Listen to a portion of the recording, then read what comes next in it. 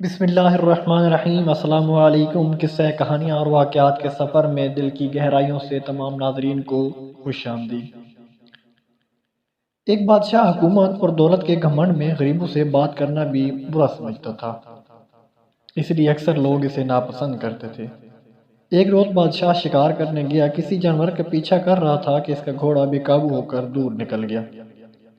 تمام نوکر، سپاہی، وزیر سب بچھڑ گئے اور بادشاہ تنہا رہ گیا۔ اتنے میں ایک کسان نے بادشاہ کے گھوڑے کی رکاب پکڑ لی۔ اس کی شکل ہو بہو بادشاہ سے ملتی تھی، فرق یہ تھا کہ اس کی پوشاک اور حالت غریبوں جیسی تھی۔ اس نے بادشاہ سے کہا کہ میں 3 دن سے حضور کی ڈیوٹی پر بھوکا پیاسا چلا آ رہا ہوں، مگر کوئی میری فریاد نہیں سنتا۔ بادشاہ غریب کو میلے کچیلے کپڑوں میں دیکھ کر یہ کہتے ہوئے آگے بڑھ گیا کہ میں ایسے لوگوں سے بات نہیں کرتا۔ غریب کسان پھر بھی اس کے پیچھے چلتا رہا، یہاں تک کہ بادشاہ ایک تالاب پر پہنچ کر گھوڑے سے اترا۔ اس نے باغ ڈور ایک درخت سے اٹکائی، تاج اور کپڑے اتار کر ایک طرف رکھے اور نہانے کے لیے تالاب میں اتر گیا۔ یہ تالاب ایسے نشیب میں تھا کہ نہانے والے کو اوپر کا منظر نہ نظر آتا تھا۔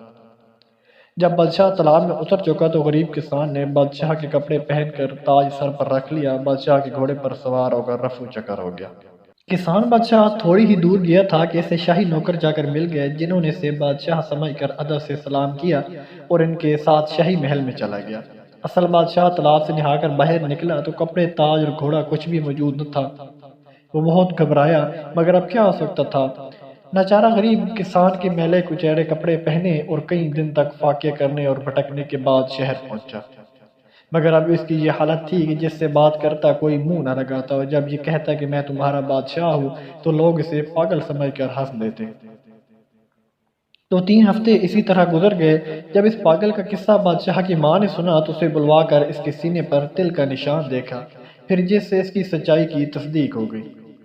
کسان نے اصلی بادشاہ کی یہ حالت دیکھ کر کہا، کیا تم وہی شخص ہو جو دولت اور حکومت کے گھمنڈ میں غریبوں کی فریاد نہیں سنتے تھے؟ اسی کی سزا دینے کے لیے میں نے یہ سب کیا تھا۔ اگر تم گھمنڈ چھوڑ کر رحم و انصاف کا اقرار کرو تو میں تمہارا تاج تخت واپس کرنے کو تیار ہوں، ورنہ ابھی قتل کا حکم بھی دے سکتا ہوں۔ یہ سن کر بادشاہ نے عاجزی اور ندامت کے ساتھ اپنی غلطی تسلیم کی اور کسان اپنے تخت و تاج واپس دے کر گھر چلا گیا، جس کے بعد بادشاہ نے اپنی اصلاح کی اور چند دنوں میں اس کی نیک نامی کا ڈنکا دور دور تک بجنے لگا۔ احباب، اگر ویڈیو پسند آئے تو پلیز میری ویڈیو کو لائک کیجیے گا، میرے چینل کو سبسکرائب کریں تاکہ ہر آنے والی نئی ویڈیو آپ تک پہنچ سکے۔